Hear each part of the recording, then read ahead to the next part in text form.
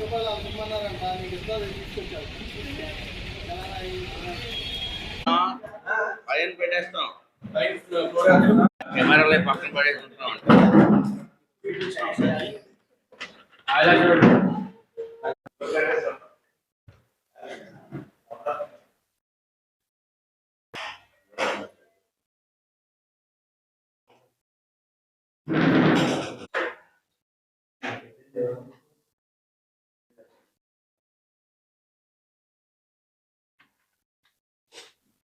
నమస్కారం.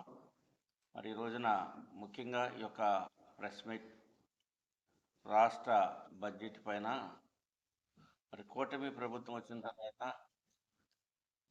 మరి గత ప్రభుత్వాలకి ఇప్పుడున్నటువంటి కూటమి ప్రభుత్వానికి చాలా స్పష్టంగా తేడా అనేది తెలుస్తూ ఉంది. ఎందుకంటే రాష్ట్ర అభివృద్ధి జయంగా పెట్టుకొని అన్ని రంగాలను కూడా మనం ముందుకు తీసుకెళ్ళాలి, జీవన సరళి మారాలి అనేటువంటి ఆలోచనతోనే కూటమి ప్రభుత్వం మరి గత 5 సంవత్సరాలు విధ్వంసాలకి గురైనప్పటికీ కూడా ఆర్థిక స్థితిగతులు, ఆదాయ వనరులు పడిపోవటం ఇవన్నిటిని కూడా సమీకరించుకొని మరి యొక్క కూటమి ప్రభుత్వం వచ్చి 20 నెలల కాలంలో అన్ని రంగాలను కూడా గాడిలో పెట్టుకొని ఇటు రెవెన్యూ ఆదాయం పెంచుకునే దిశగా కానివ్వండి, ఇతర పన్నులు ఆదాయం పెంచుకునే దిశగా కానివ్వండి, ఇతర దేశాల నుంచి పెట్టుబడులను సమీకరించి రాష్ట్రంలో నూతనంగా పరిశ్రమలు ఏర్పాటు చేసే దిశగా అడుగులు వేయనివ్వండి, మరి ఇరిగేషన్స్ కానీ, వైద్యాన్ని కానీ, విద్యారంగాన్ని కానీ, గృహ నిర్మాణాలను కానీ, ఇటు అమరావతి అటు పోలవరాన్ని కానీ అన్నిటిని దృష్టిలో పెట్టుకొని ఈ రోజున 3,32,205 కోట్లతో కూటమి ప్రభుత్వం బడ్జెట్ ప్రవేశపెడతం జరిగింది. దాంట్లో గ్రామీణ ప్రాంతాలని ఒక దీనిగా తీసుకొని మరి 22,700 కోట్ల చిల్లరగా మరి పంచాయతీరాజ్ శాఖకి కేటాయించడం కానీ, మరి అదేవిధంగా మరి మున్సిపాలిటీలో కూడా మున్సిపల్ అడ్మినిస్ట్రేషన్ కూడా దాదాపు 15,000 కోట్లు దాన్ని కేటాయించడం కానివ్వండి, మరి మేజరు ఇరిగేషన్స్ సంబంధించి దాదాపు 9,000 కోట్ల పైన దానికి కేటాయించడం కానివ్వండి, మరి ఎన్టీఆర్ భరోసా ఏదైతే సామాజిక భద్రతా పెన్షన్ కార్యక్రమాన్ని చేపట్టిందో ప్రభుత్వం 4,000, 6,000, 10,000, 15,000 దేశంలో ఎక్కడా కూడా లేనటువంటి విధానాన్ని ఈ రోజున కూటమి ప్రభుత్వం నారా చంద్రబాబు నాయుడు గారు, పవన్ కళ్యాణ్ గారి యొక్క సారథ్యంలో మరి రాష్ట్రంలో అమలు అవుతూ ఉంది. దానికి దాదాపు 27,719 కోట్లు దానికి కేటాయించడం. అదేవిధంగా విద్యారంగానికి మరి ఎక్కువగా మరి నిధుల్ని కేటాయించడం జరిగింది.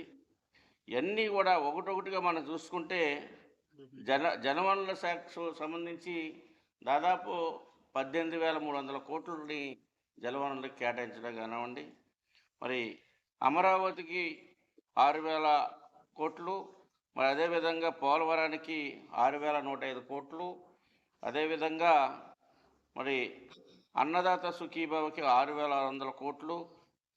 ఈ విధంగా అన్ని రంగాలను కూడా ఎక్కడ ఏ రంగాన్ని కూడా ఎక్కడ నిర్లక్ష్యం చేయకుండా ఒకవైపున మరి దీపం పథకానికి దానికి కూడా దాదాపు 2,600 కోట్లు దీపం పథకానికి గ్యాస్ సిలిండర్స్ ఏదైతే మరి గృహిణులకు ఇస్తామని ప్రామిస్ చేసిందో ఆ రకంగా దానికి కూడా చేసింది. అదేవిధంగా దాదాపు శ్రీశక్తి సంబంధించి మరి ఉచిత బస్సు స్కీముని పెడితే దానికి దాదాపు 1,400 కోట్లు దానికి మరి నెల వచ్చేటప్పుడు 200 కోట్ల పైనే దానికి అవుతూ ఉంది.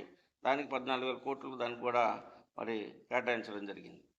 ఈ రకంగా ఎందుకంటే ఈ యొక్క బడ్జెట్ అన్ని రంగాలని కూడా ఎక్కడా ఎవరిని విడిచిపెట్టకుండా మరి ఉన్నటువంటి ఆర్థిక ఇబ్బందులను కూడా దృష్టిలో పెట్టుకొని మరి రెవెన్యూ ఆదాయంగానే మన ప్రభుత్వం చూసుకుంటే దాదాపు 2,56,143 కోట్లు రెవెన్యూ ఆదాయంగా మనం చూసుకున్నాం. అదేవిధంగా మూలధనంగా చూసుకుంటే 53,915 కోట్లు మూలధనానికి చూసుకున్నాం.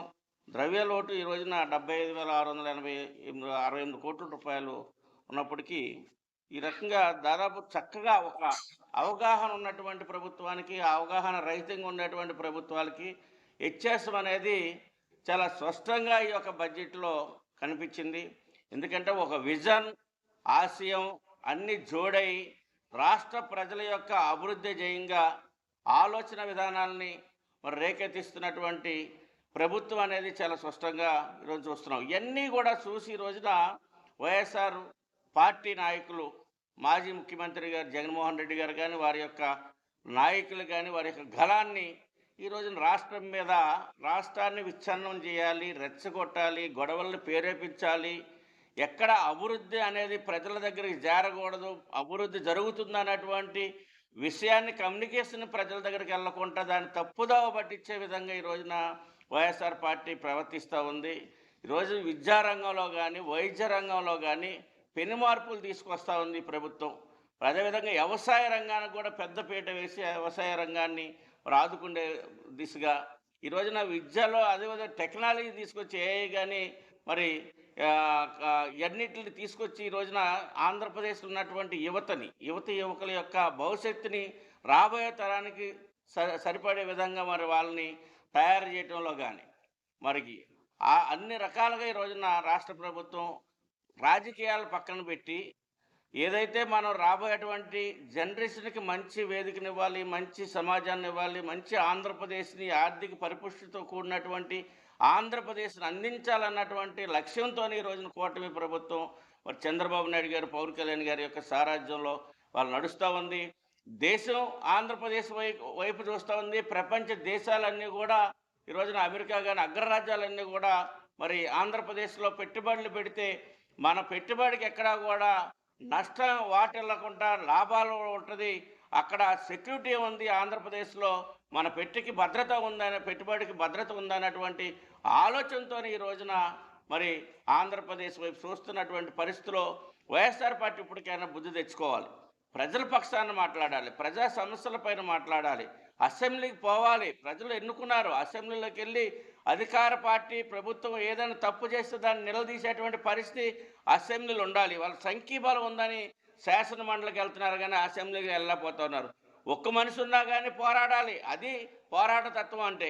అంతేగాని గొర్రెల్లాగా 1000 మంది 100 మందో ఉంటే వెళ్ళి పోరాడితే అది పోరాటం కాదు. అది ఒక్కరున్నా కానీ పోరాడాలి. 11 మంది సభ్యులను మీకు ఇచ్చారు, మీరు అసెంబ్లీకి వెళ్ళి మాట్లాడండి, ప్రజల గళాన్ని మీరు వినిపించండి, ప్రజల బాధలు ఏమైనా ఉంటే ప్రభుత్వానికి తెలియజేయండి, నిలబెట్టండి తప్పించి అనవసరమైనటువంటి దుష్ప్రచారాన్ని ఇప్పటికైనా మానుకుంటే ప్రజలు మిమ్మల్ని గౌరవిస్తారని చెప్పేసి తెలియజేస్తా ఉన్నాం. ఇప్పటికైనా వైఎస్ఆర్ పార్టీ వారి యొక్క పేలాపనలు మానుకొని మరి ప్రజల పక్షాన్ని నిలబడాలి. మరి ప్రజలు కూడా ఆలోచన చేయాలి. వచ్చినటువంటి 20 నెలల కాలంలో ప్రభుత్వం ఏ విధమైనటువంటి పరిపాలన అందిస్తూ ఉంది, అట్లాంటి ప్రభుత్వాన్ని మనం నిలబెట్టుకోవాలి. భవిష్యత్ తరానికి అందించవలసినటువంటి బాధ్యత ఆంధ్రప్రదేశ్లో ఉన్నటువంటి 5.5 కోట్ల మంది ప్రజల యొక్క బాధ్యతని తెలియజేస్తూ మరి రానున్నటువంటి రోజుల్లో మంచి సుపరిపాలన ఈ ప్రభుత్వం అందిస్తుందని చెప్పేసి తెలియజేస్తా ఉన్నాం.